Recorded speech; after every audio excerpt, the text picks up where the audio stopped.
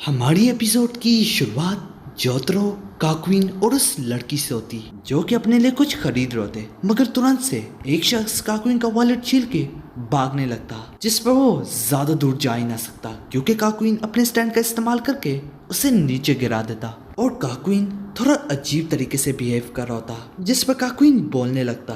तो तुमने समझा तो मेरा वॉलेट लेके यहाँ से भाग जाओगे। ये कहते ही काक्विन उसे मारने लगता। ये देख के जोतरो और वो लड़की काफी हैरान होती, मगर काक्विन किसी की तरफ ध्यान ना देता और अपना काम जारी रखता, बस मानो कि उस बेचारे के दो टुकड़े होने वाले थे। तो जोतरो कहता है, बहुत हुआ काक्विन, तुम मुझसे मार डालोगे। ये देख के वो लड़की कहने लगती, काक्विन तो ऐसे मूव नहीं इस्तेमाल करता, बैक ब्रेकर और ना कि ऐसी लैंग्वेज। इस सब के बावजूद भी वो किसी की परवाह न करता और लगा रहता, जिस पर जोतरो वक्त पे उसे रोक लेता और कहने लगता, काक्विन तुम्हें हो क्या गया है। इसके जवाब में काक्विन कहने लगता, उस बंदे ने मेरा वॉलेट चुराया जो कि एक जुर्म है, मुझे ढूंढना बंद करो जोतरो। अब तुम कोई इतनी छोटी बात पे हमारी दोस्ती तो नहीं खत्म कर रहे, अब बस भी करो जोतरो। मेरा दिन अच्छा नहीं गुजरा उस ट्रिप की वजह से, बस मेरा मूड खराब है। तो जोतरो कहता है, मूड खराब हाँ, पर तुम्हें तो काफी मजा आ रहा था। जिसके बाद काक्विन भी उसे अपनी कातलाना आंखों से घूरने लगता। फिर जोतरो जाने लगता और जाते जाते कहने लगता, ग्रैंडपा और अब्दुल को लगता है ट्रेन से इंडिया जाना ज़्यादा सही रहेगा। हम केबल कार से सिंगापुर स्टेशन जा रहे हैं, वहाँ से हम अपनी टिकट रिजर्व करवाएंगे।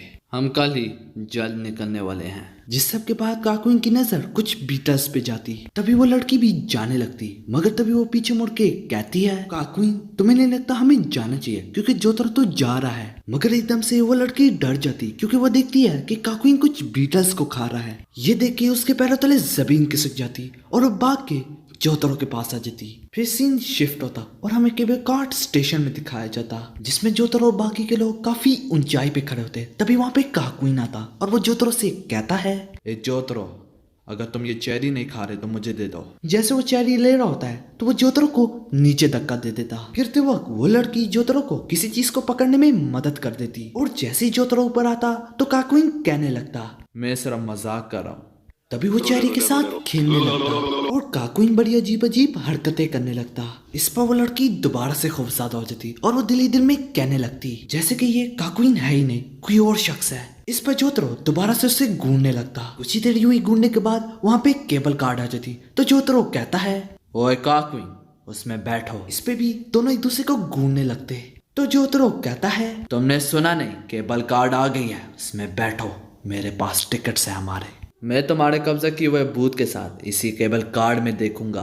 काक्विन यूं ही घूरता रहता तो जोतरो से ज्यादा देर बर्दाश्त ना होता और जोतरो इसके मुंह पे एक जोर से रख के लगाता। तभी उसका मुंह बहुत अजीब हो जाता। ये देख के दोनों के पैरों तले जमीन खिसक जाती और काक्विन सीधा उड़ता हुआ उसी केबल कार्ड में गिरता। काक्विन वही अजीब सी हरकतें जारी रखता और जारी रखते हुए कहता है, कब्जा नहीं, मैंने इस पे कब्जा नहीं किया हुआ। तभी काक्विन खड़े होके कहने लगता, क्या तुमने देखा नहीं उस वक्त से मेरी हाइट लंबी होती जा रही है। तो जोतरो दिल ही दिल में कहने लगता, क्या ये स्टैंड है? नहीं, मैंने तो इसे अभी थोड़ी देर पहले छुआ भी, जो भी, पर ये काक्विन तो बिल्कुल नहीं है। इन सब के बाद फिर काक्विन कहने लगता, मैं एक स्टैंड यूजर हूँ जिसे कोई भी देख सकता है और छू सकता है। मैं किसी भी ऑर्गेनिक चीज को खा लूँ, मैं उसे अपने जिस्म के साथ जोड़ सकता हूँ। वो शख्स खुल के अपनी पहचान करवाता। मेरे टेम्परस कार्ड का येलो टेम्परस हूँ। इसी में वो शख्स बाहर आ जाता जिसने काक्विन का रूप लिया होता है। फिर वो अनजान शख्स कहने लगता, वो जोतरो अपने हाथ पे तो जरा देखो। जैसे ही जोतरो देखता है तो उसके हाथ पे येलो स्लाइम लगी होती। ये तब हाथ पे लगती है जब जोतरो ने पहली बार काक्विन को पंच मारा होता है। तो वो शख्स कहता है, अगर तुमने उसे अपने दूसरे हाथ से छुआ तो वह तुम्हारे दूसरे हाथ पे भी लग जाएगी। ये तुम्हें धीरे धीरे खाता रहेगा और जैसे जैसे ये खाएगा उतना ही बड़ा होता जाएगा। ये तुम इसे कभी नहीं हटा सकते जोतरो। ये देख के जोतरो को काफी गुस्सा आता।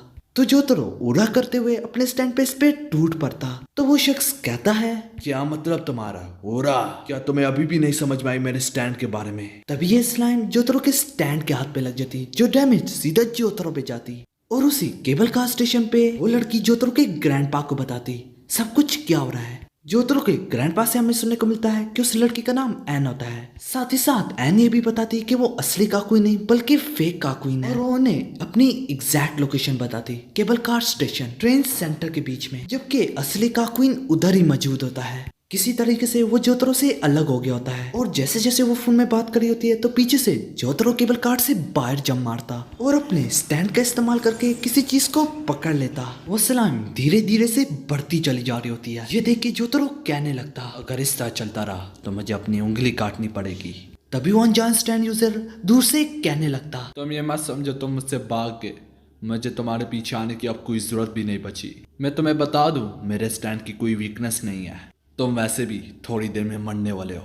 ये सुनने के बाद जोतरो लाइटर निकाल लेता। जैसे ही जोतरो उसे जलाने की कोशिश करता है तो तुरंत से वो और बढ़ जाती। ये देख के जोतरो के पैरों तले जमीन खिसक जाती। फिर उसकी नजर केबल कॉर्ड में एक बच्चे की तरफ पड़ती जो कि आइसक्रीम खा रहा होता है। तो जोतरो सीधा स्टैंड निकाल के उस पे कूद जाता और दरवाजा तोड़ के सीधा अंदर को आ जाता। ये देख के एक औरत कहने लगती, वाह क्या बाजार एंट्रेंस है। तो जोतरो उस बच्चे से कहता है, माफ करना बच्चे, पर मुझे वो आइसक्रीम दे दो। ये देख के वो औरत कहने लगती, ए जवान लड़के, तुम इस बच्चे के साथ क्या कर रहे हो। इसके जवाब में जोतरो कहने लगता, क्या ये तुम्हारा बच्चा है? तो वो औरत कहती, नहीं।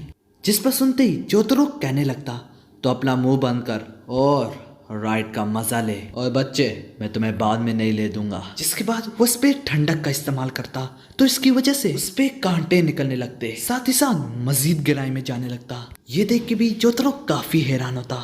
तो वो औरत कहती है, ये काम नहीं करेगा, गर्माश ठंडक सबका इस्तेमाल कर लो मगर कुछ काम नहीं करेगा। फिर जोतरो कहने लगता, ओए मनहूस, तो मेरा इसी केबल कार में इंतजार कर रहा था। जैसे ही वो अपना चेहरा निकालता है तो जोतरो साइड से एक लोहा तोड़ता है और उस पे टूट पड़ता है, जिसपे वो अनजान स्टैंड यूजर जोतरो की फुर्ती पे काफी हैरान होता मगर वक्त पे अपने आप को बचा लेता और वो कहता है, मैंने तुम्हें कहा भी मेरे स्टैंड की कोई वीकनेस नहीं है। मेरा स्टैंड ही मेरा आर्मर है जो कि हर कुछ एब्जॉर्ब करता है। इससे फर्क नहीं पड़ता तुम कितने तेज हो या स्ट्रांग हो। देखते ही देखते वो अनजान स्टैंड यूजर जोतरो पे टूट पड़ता, जिस पे जोतरो अपना फेवरेट डायलॉग इस्तेमाल करता, यारे यारे, जो कि गुड ग्रीफ, जिस पे जोतरो मजीद बोलता, तुमने सही कहा, तुम्हारे स्टैंड की कोई वीकनेस नहीं है।